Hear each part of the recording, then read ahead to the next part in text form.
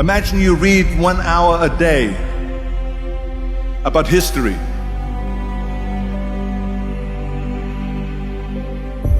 How much you will learn after 365 hours in 1 year. Think about if you study about the history of musicians, of composers, how much you would know. Imagine if you would work on a business, on some business that you want to develop every day for an hour. Imagine how further along you will go and get. So it drives me nuts because when people say we don't have the time, we have 24 hours a day. We sleep 6 hours a day, so that gives you still 18 hours. And there's someone shaking their head out here in front. They say probably, I don't sleep 6 hours, I sleep 8 hours, right? But just sleep faster.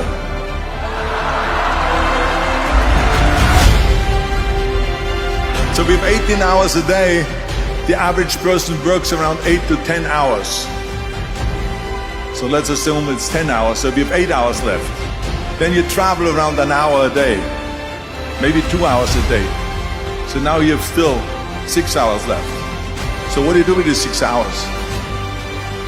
What do you do with these 6 hours? Then we eat a little bit, then we schmooze a little bit, talk a little bit to people and all that stuff. But you can see how much time there is available if you organize your day. So you got to work hard.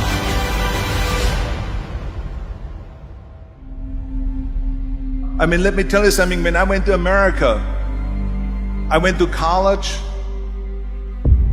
I went and worked out 5 hours a day. And I was working on construction. Because in those days in bodybuilding, there was no money. I didn't have the money for food supplements or anything. So I had to go to work. So I worked in construction. I went to college. I worked out in the gym, and at night from 8 o'clock at night to 12 midnight, I went to acting class 4 times a week. So I did all of that. There was not one single minute that I wasted. And this is why I'm standing here today.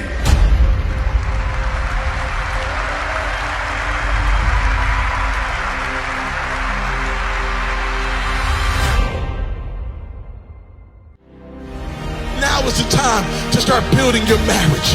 Now is the time to start teaching and investing in your kids. Now is the time to start piecing your money together and getting yourself out of debt. Now is the time to start pursuing something greater. Now is the time to start building the vision that God put in your heart. Now is the time to start saving up for the home. Now is the time to start making those investments in yourself. You cannot wait. Don't wait another day. Don't wait another minute. Don't wait another moment. Now is your time. How long are you going to complain about what you don't have? How long are you going to complain about who didn't do it and who didn't take care of you and who didn't call you and who don't like you and what they said and what they think? Who cares what they think? Who cares what they said? This is not about them. This is about me. This is about what God wants to do in me. This is about the legacy that He wants me to build. This is about the impact He wants me to make. Why am I going to put my legacy to the side in order to appease a person who don't know who I really am?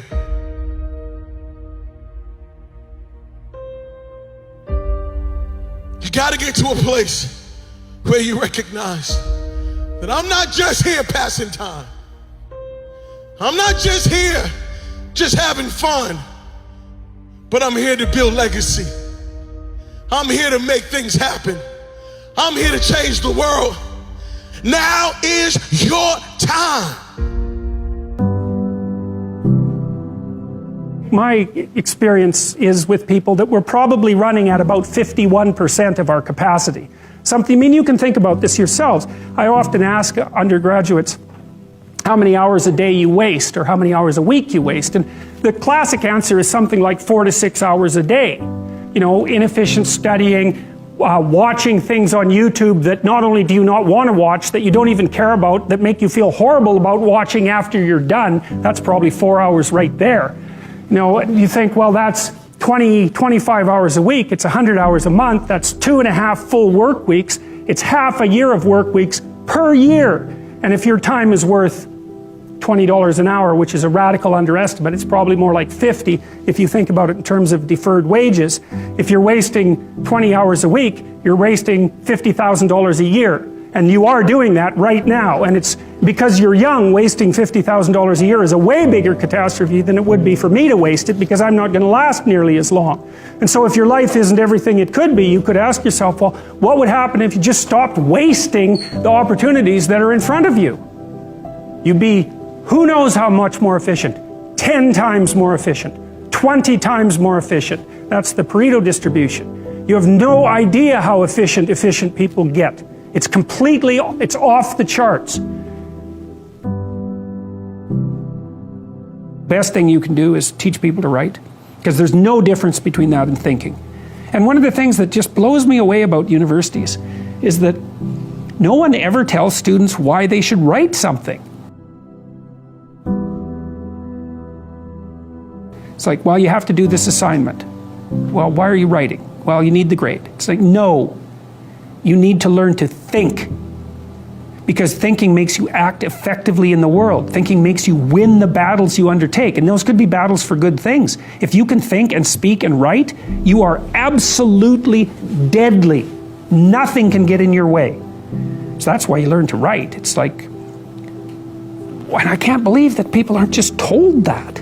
It's like, it's the most powerful weapon you can possibly provide someone with.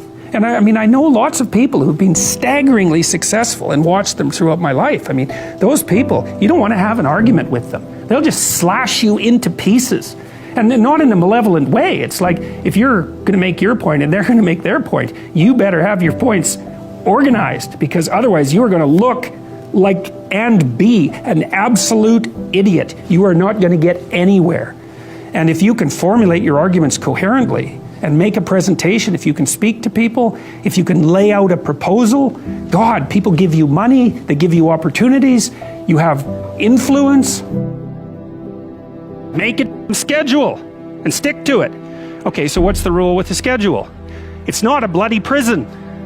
That's the first thing that people do wrong. They say, well, I don't like to follow a schedule. It's like, well, what kind of schedule are you setting up? Well, I have to do this, then I have to do this, then I have to do this, you know, and then I just go play video games, because who wants to do all these things that I have to do? It's like, wrong. Set the schedule up so that you have the day you want. That's the trick. It's like, okay, I've got tomorrow. If I was going to set it up so it was the best possible day I could have, practically speaking, what would it look like? Well, then you schedule that. And obviously there's a bit of responsibility that's going to go along with that, because if you have any sense, one of the things that you're going to insist upon is that at the end of the day, you're not in worse shape than you were than at the beginning of the day, right? Because that's a stupid day. If you have a bunch of those in a row, you just dig yourself a hole and then you bury yourself in it. It's like, sorry, that's just not a good strategy. It's a bad strategy. So maybe 20% of your day has to be responsibility and obligation, or maybe it's more than that, depending on how far behind you are. But even that, you can ask yourself, okay, well, I've got these responsibilities, I have to schedule the things in. What's the right ratio of responsibility to reward? And you can ask yourself that, just like you'd negotiate with someone who is working for you. It's like, okay, you got to work tomorrow. Well, you could ask yourself that, you know. So maybe you do an hour of responsibility and then you play a video game for 15 minutes. I don't know, whatever turns your crank, man. But, you know, you have to negotiate with yourself and not tyrannize yourself. Like you're negotiating with someone that you care for, that you would like to be productive and have a good life. And that's how you make the schedule. It's like, and then you look at the day and you think, well, if I had that day, that'd be good. Great. You know, and you're useless and horrible, so you'll probably only hit it with about 70% accuracy, but that beats the hell out of 0. Right? And if you hit it even with 50% accuracy, another rule is, well, aim for 51% the next week, or 50.5% for God's sake, or because you're going to hit that position where things start to loop back positively and spiral you upward.